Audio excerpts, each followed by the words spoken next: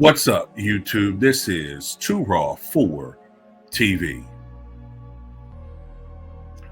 Well, considering that this past month, and in particular this past week, has unfortunately seen a lot of notable people leave the scene, it's refreshing to come on here and acknowledge someone's birthday, a milestone birthday. In fact, this individual has reached a milestone that no other former president and very few people are fortunate to reach. While certain iconic figures like John F. Kennedy, Robert F. Kennedy, Malcolm X, Martin Luther King Jr., and Fred Hampton are frozen in time in their youth, Jimmy Carter was given a gift that they unfortunately were robbed of, the gift of life. Today, James Earl Carter Jr. turns 100 years old. He extends his record as the longest lived United States president in history. And it's interesting because when Jimmy Carter left office back in January of 1981, his approval rating was in the 20s. His legacy as a president was, let's be honest, it was bad. Okay, we were dealing with extreme inflation when he was president, gas shortages, on the foreign scene, as far as the United States, our prestige was ebbing. There was the Iran hostage crisis, which conveniently came to an end just minutes after his presidency ended and Ronald Reagan's began. But now we know that there was collusion with the Reagan team with the Iranian government, or at least, well, I guess you call them the Iranian government since Khomeini took over, as far as the exchange of, I think, weaponry in exchange for the hostages if Reagan became president. Also, Khomeini did it just pretty much to embarrass Carter as well. Then, of course, the patriotism of the average American was down, you know. But a lot of these things were not Jimmy Carter's fault.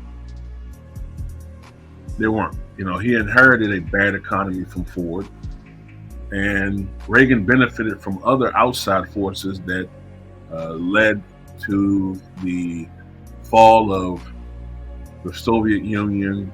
And Jimmy Carter was the one who picked, what was his name, Paul Volcker, for the Fed chair.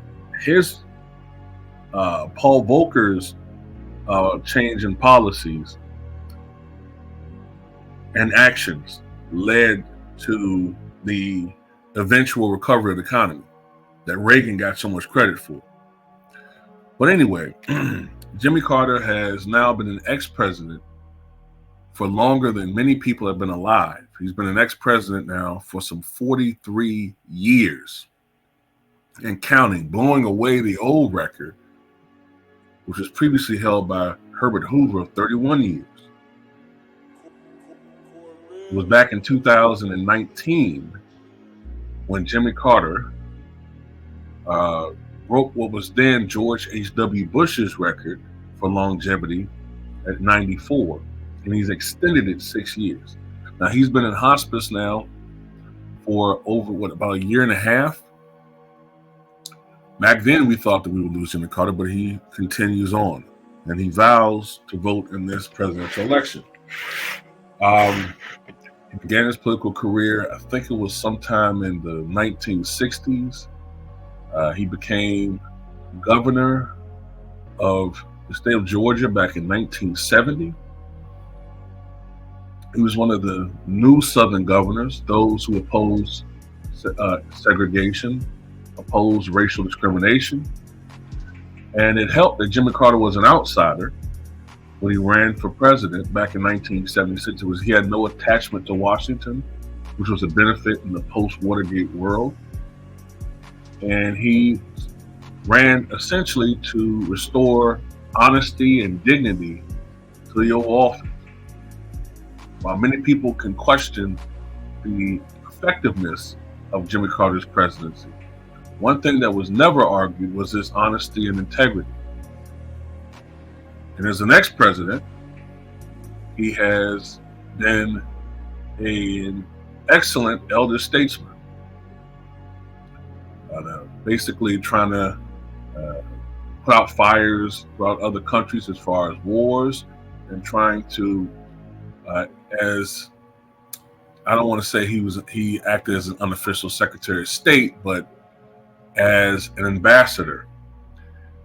He basically went around around the world, and tried to make the world a better place. Also, of course, with his foundation, Habitat for Humanity, the Carter the Carter Center have done many humanitarian efforts as far as building homes, also helping to improve the lives of those who are downtrodden and forgotten in society. His work in Africa. I think the greatest thing that the Carter Center has done was the eradication of the guinea worm.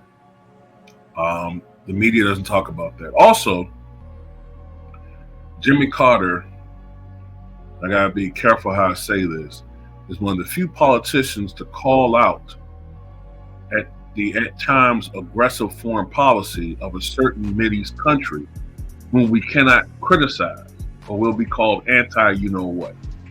And I suspect that's part of the reason why Jimmy Carter, for many years, still got negative press when you consider who runs those newspapers. But anyway, salute to Jimmy Carter, one of the few good men to be president of the United States.